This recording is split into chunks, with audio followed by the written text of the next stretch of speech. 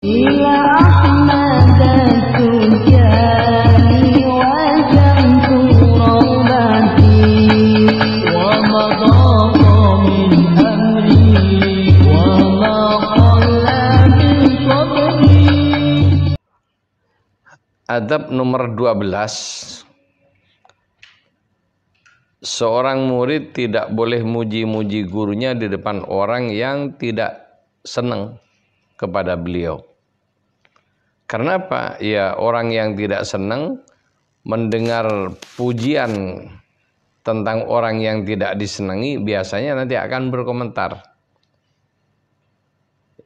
Dan komentarnya mau objektif mau tidak objektif, yang jelas nanti pujian murid tersebut akan mendatangkan kalimat-kalimat yang tidak baik didengar, terutama oleh murid tersebut tentang gurunya. Ya, karena apa? Ya, orang kalau sudah tidak senang apapun, sebaik apapun akan dinilai tidak baik. Ya, salah satu contoh, ya, orang DKI muji Anies di depan orang PSI. Ya, jadi bagi orang PSI, walaupun sudah berbuat yang terbaik, ya yang terjelek bagi dia. Sehingga bagi muji orang yang ya kita senangi, kemudian di depan orang yang membenci, bukan hanya percuma, malah tidak baik. Itu. Demikian juga kalau kita muji guru kita, ya sebagai murid harus ada mahabbah, rasa hormat, kemudian kekaguman kepada gurunya.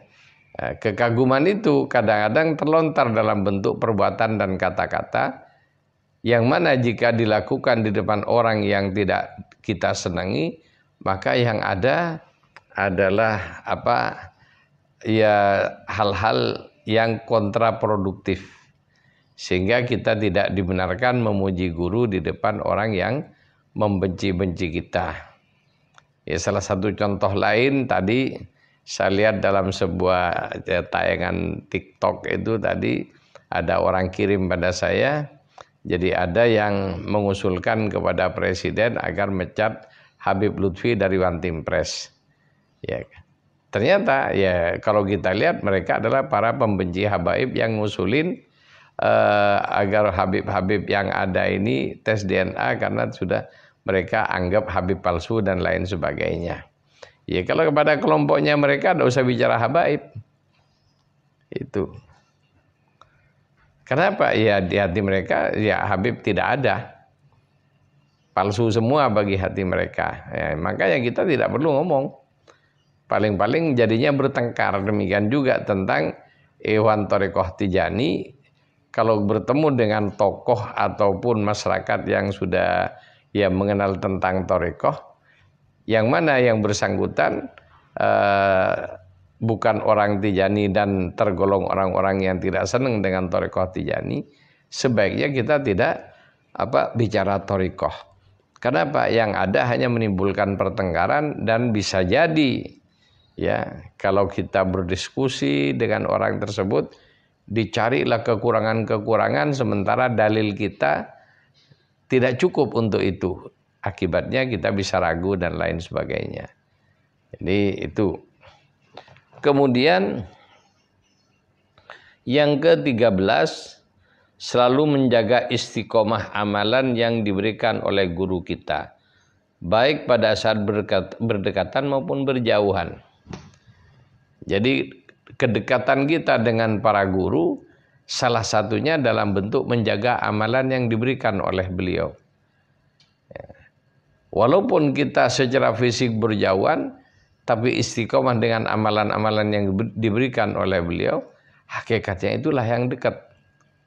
Walaupun kita tiap hari berada ya kumpul dengan guru-guru tersebut, akan tetapi amalannya tidak pernah kita kerjakan, ya hakikatnya jauh. Jadi jauh dekat itu salah satu tolok ukurnya adalah himmah.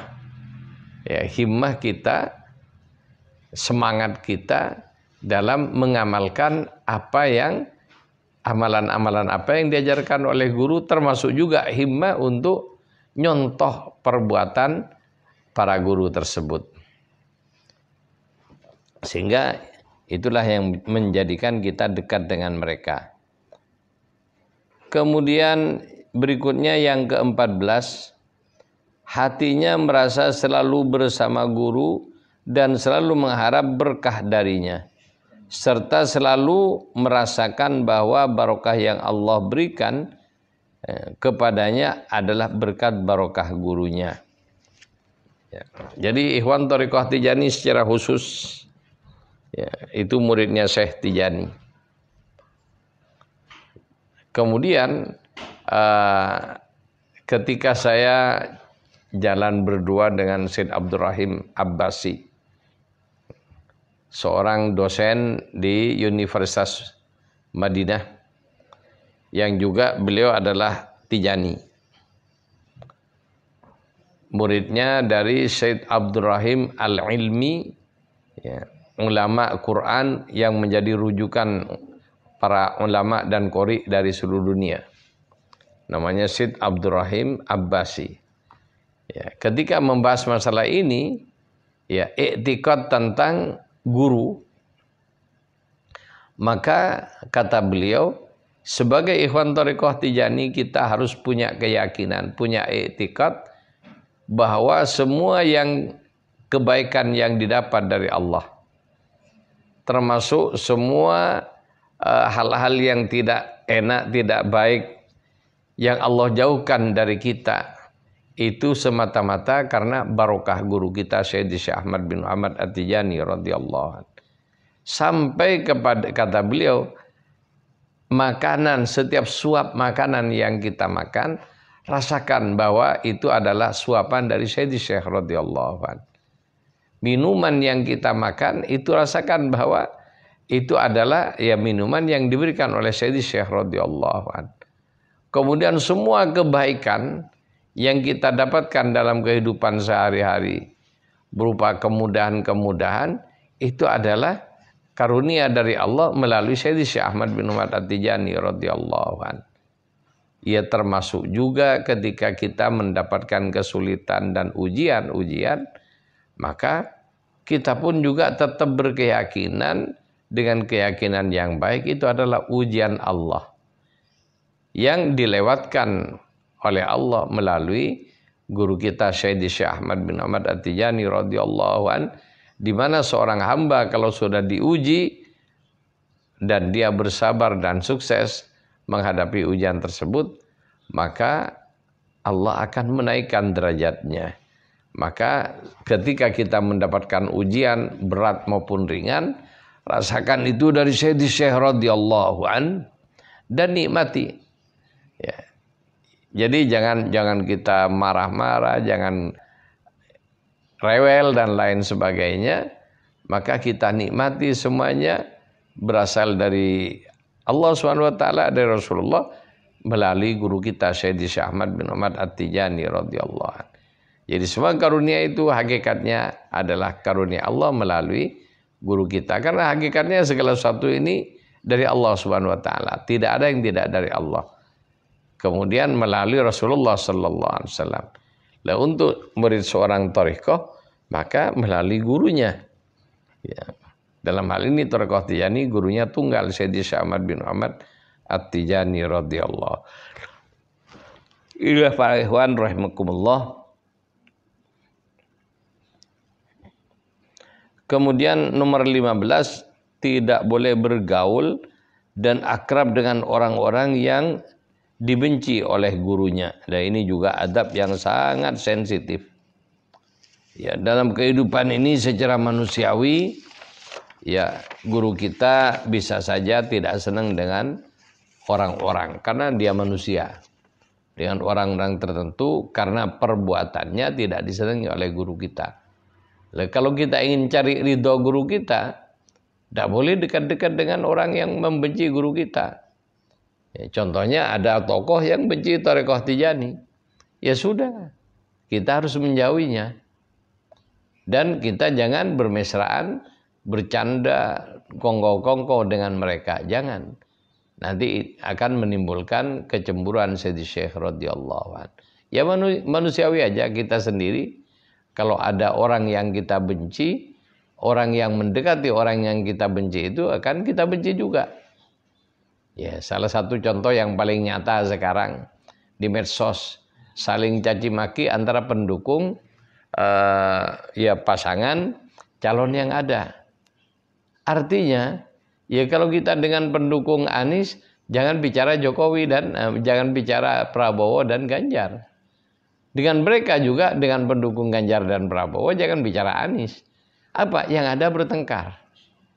Ya sebaiknya juga kalau kita ingin mantap diakui oleh kelompok-kelompok tersebut, ya sudah, ketika menjadi pendukung seorang paslon, jangan kemana-mana, istiqomah di situ. Kemudian maka ya kelompoknya akan mengakui keistiqomahan Anda. Tapi kalau Anda mincela-minceli ke sana kemari, maka Anda tergolong orang yang tidak terpuji, bahkan dicap munafik.